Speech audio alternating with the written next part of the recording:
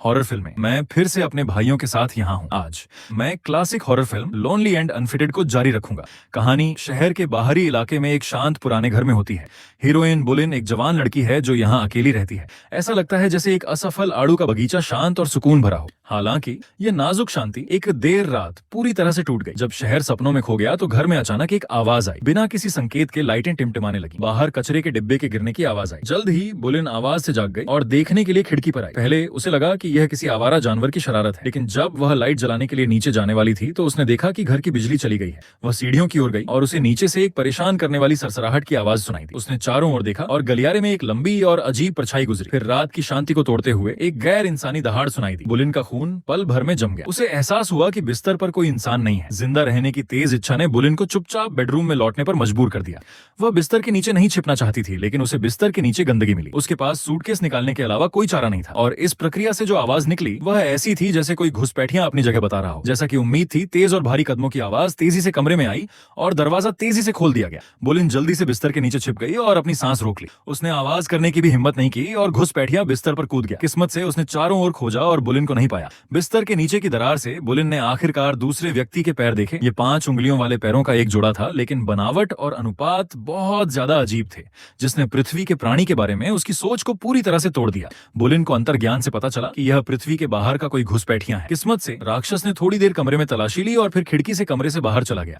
1 महीने बाद बुलिन सदमे में बिस्तर से बाहर निकला और जल्दी से खिड़की बंद करने के लिए भागा। उसे लगा कि वह फिलहाल सुरक्षित है, लेकिन उसे नहीं पता था कि असली बुरा सपना अभी शुरू हुआ था। बुलिन दीवार के सहारे जोर जोर से सांस ले रहा था। थोड़े आराम के बाद उसने हिम्मत करके बेडरूम से बाहर कदम रखा और देखा कि दरवाजा खुला हुआ है। वह एक कंधे के सहारे भागा और जल्दी से दरवाजा बंद कर दिया। उसे लगा कि अब वह सुरक्षित होगा, लेकिन कुछ और भी अजीब हुआ। घर की बिजली अचानक वापस आ गई और पूरी तरह से कंट्रोल से बाहर हो गई। टीवी स्पीकर चालू हो गया। कानों को चुभने वाली आवाज और स्क्रीन की चमक से पूरा लिविंग रूम भर गया। बुलिन घबराहट में अपनी जान बचाने की सोच छोड़कर कमरे के सारे बिजली के प्लग खींचकर शांति बहाल करने की कोशिश करने लगा, लेकिन शांति से पहले की चीख और भी ज्यादा डरावनी थी। उसने फोन उठाया और पुलिस को फोन करना चाहा। लिविंग रूम से आवाज आनी बंद हो गई और फोन लाइन खराब हो गई। फिर किचन में फ्रिज बेकाबू हो गया और उसका दरवाजा बार बार खुलने बंद होने लगा।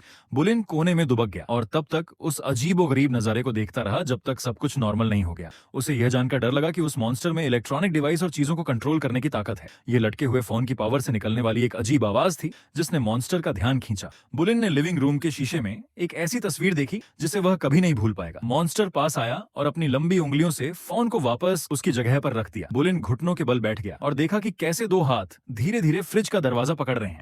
मौत की आहट चारों तरफ से आ रही थी। इस पल जीने की इच्छा जाग उठी। उसे पता था कि उसके पास मरने के अलावा कोई चारा नहीं है। उसने अपनी पूरी ताकत लगाकर फ्रिज का दरवाजा खोला, जबकि मॉन्स्टर का बैलेंस बिगड़ गया था। लेकिन जब वह दरवाजे के पास आया तो उसने मॉन्स्टर की ताकत को कम आंका। एक बिना आकार की ताकत ने दरवाजे को नीचे खींचा और उसके सिर पर दे मारा। जोरदार टक्कर से बुलिन के सिर से खून बहने लगा, लेकिन जीने की इच्छा ने उसे सहारा दिया। भले ही वह सिर्फ जमीन पर चल सकता था, उसे इस मौत की जगह से भागना था। मॉन्स्टर को यह खेल बहुत पसंद आ रहा था। उसने बुलिन के सामने की मेज भी पलट दी और उसे अपनी पूरी ताकत से हवा में उछाल दिया। आह, हे भगवान! बुलिन को यकीन नहीं हो रहा था कि उसने एक एलियन मॉन्स्टर को मार दिया है। इस पल वह बहुत डरा हुआ था और एक कोने में पूरी रात छिपा रहा। अगली सुबह सूरज की किरणें खिड़की से लिविंग रूम में आईं। बुलिन ने फर्श पर मॉन्स्टर की लाश देखी और उसे यकीन हो गया कि यह सब कोई बुरा सपना नहीं था। उसने पुलिस को फोन करने की कोशिश की, लेकिन फोन लाइन पूरी तरह से खराब हो चुकी थी।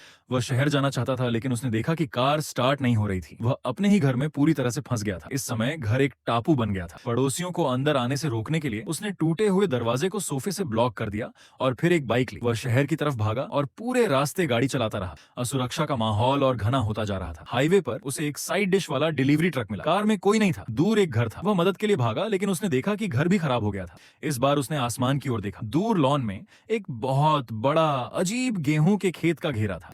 उसके मन में एक भयानक ख्याल आया कि पिछली रात सिर्फ उसी पर हमला नहीं हुआ था, पूरा इलाका शायद बर्बाद हो गया था। बुलिन शहर आया और सीधे पुलिस स्टेशन में घुस गया। उसके सामने पुलिस चीफ और उसकी पत्नी थे और ये जोड़ा बुलिन की माँ और सौतेले पिता थे। बुलिन ने देखा कि उसकी माँ थोड़ी भावुक थी और बस मदद करना चाहती थी, लेकिन इससे पहले कि वह कुछ कह पाता उसकी माँ के चेहरे पर बहुत ज्यादा नफरत और गुस्सा आ गया। फिर बिना कुछ कहे उसने उसके चेहरे पर थूक दिया। आसपास के पुलिस वालों ने भी उसे ऐसे देखा जैसे वह कोई बीमारी हो। पता चला कि बुलिन उपनगरों में एक घर में अकेला इसलिए रहता था क्योंकि बचपन में अपनी बहन के साथ झगड़े में उसने गलती से अपनी ही बहन को पत्थर से मार डाला। तब से उसके माता पिता ने उससे रिश्ता तोड़ लिया। वह शहर में एक ऐसा हत्यारा बन गया जिसे सब जानते थे, और उसकी माँ का गुस्सा लोगों की ताकत से ज्यादा दिल तोड़ने वाला था। इस पल वह अपनी माँ के ठंडे व्यवहार का सामना करने के बजाय राक्षस का सामना करना ज्यादा पसंद करेगा। बुलिन, जो उदास था, शहर छोड़ने के लिए बस में चढ़ गया और सोचा कि वह राक्षस और अतीत से बच सकता है। अनजाने में उसने एक और गहरे बुरे सपने में झांका। बस में बुलिन ने कुछ पल की शांति चाहिए, लेकिन जल्द ही उसने देखा कि उसके आसपास के यात्री अजीब तरह से व्यवहार कर रहे हैं। एक आदमी अजीब पोज में उसके पास आया। उसके गले में कुछ था जो हिलता हुआ लग रहा था, और उसके बगल वाली औरत ने अचानक उसकी टखनी पकड़ ली और पता चला कि इन लोगों को एलियंस ने कंट्रोल कर रखा था। किस्मत से ड्राइवर मारा गया और बुलिन मौत से बच गया। हालांकि घर जाते समय उसने एक और अजीब नजारा देखा। पड़ोसी के घर के लॉन में कुछ लोग खड़े थे और वे अजीब पोज में थे। आसमान में घूमते बादलों के झुंड ने एक जोड़ी हाथ ऊपर उठाए और बादल में एक रोशनी चमकी, जैसे कि कोई बहुत बड़ी चीज गिरने वाली हो। ये सभी लोग बुलिन को देखने लगे और उनकी आंखें खाली और अजीब थीं। उस रहस्यमयी जीव ने पूरे शहर को घेर लिया था और बुलिन को उसी जगह वापस जाना पड़ा जिसने उसे डरा दिया था, लेकिन वही जगह जो उसके घर की रक्षा कर सकती थी। और जिस राक्षस की लाश को उसने मारा था वह अभी भी वहीं थी। उसे एहसास हुआ कि उसने उनकी जाति के लोगों को मारा है और ये एलियन कभी हार नहीं मानेंगे। और आसमान में बादलों को करीब आते देखा और बुलिन समझ गया कि एक असली घेराबंदी शुरू होने वाली है। उसने निष्क्रिय रूप से छिपने के बजाय खुद का बचाव करने की पहल करने का फैसला किया। उसने आग जलाई और उस पर उबलता पानी डाला और चाकू छिपा लिया। फिर उसने सभी खिड़कियों को बेडसाइड टेबल और कीलों से बंद कर दिया और हमलावरों से लड़ने के लिए अंधेरे में कूद गया। लेकिन जैसे ही वह तैयार हुआ, दरवाजे पर लगी कीलें अजीब तरह से गिरने लगी। नीली रोशनी यूएफओ लाइट बीम की तरह घर में चमकी और जिस राक्षस की लाश को मारा गया था वह धीरे धीरे खिड़की से दूर घिसटती चली गई। ये विज्ञान और टेक्नोलॉजी की शक्ति की इंसानी समझ से परे था,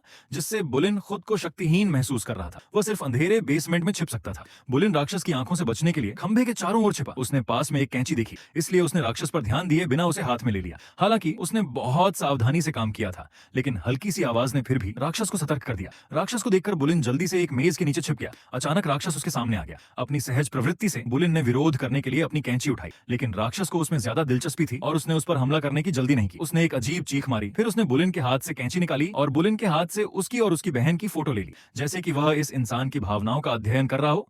राक्षस ने मौके का फायदा उठाकर बहुत सारी तस्वीरें ले लीं और बुलिन बेसमेंट से बाहर नहीं भागा और पहली मंजिल पर किचन में लौट आया। उसे सांस लेने का भी समय नहीं मिला और उसने अपने पीछे कुछ देखा। हाँ, एक पेड़ की मदद से बुलिन ने स्टोव पर गर्म पानी देखा और जैसे ही राक्षस आया उसने उस पर पानी डाल दिया। जैसा कि उम्मीद थी, पानी से राक्षस को नुकसान हुआ और उसे दर्द हुआ और बुलिन ने उसका पीछा किया और एक एक करके उस पर पानी डाला। इसका नतीजा ये हुआ कि बुलिन के पैर फिसल गए और राक्षस को सांस लेने का मौका मिल गया। इस समय बाहर बुलिन के पास एक राक्षस था।